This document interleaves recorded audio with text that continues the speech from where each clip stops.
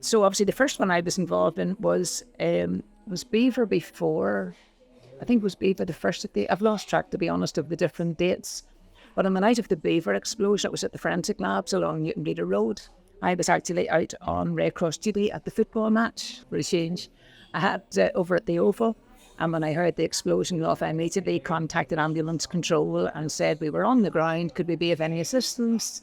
And I had built up a great rapport with ambulance control, and they said if they wouldn't mind, told me the location, and we were there. We were the first vehicle on the scene, and obviously did what we could do. Thankfully, there were no one had been killed, but picked up the pieces, went down into the local Beaver estate and did all we could there, and started up a creche. Now, I personally didn't start up some of our other Red Cross members, but we accommodated the residents in Beaver and supported them and befriended them, and that was our role with regards to the Beaver bombing.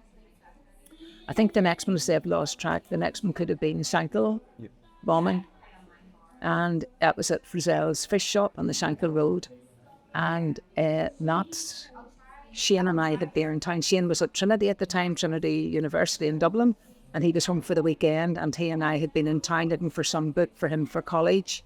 And again, we heard the explosion, same procedure, phoned ambulance control to be told where the explosion had occurred, and just always had the first aid kit in the boot of the car, always had our high-vis vests in the car as well, just force of habit. Yeah. So we immediately made our way up the Shankill Road, parked the car, said to the police who we were, and that was fine, and we were first on the scene at Shankill disaster as well.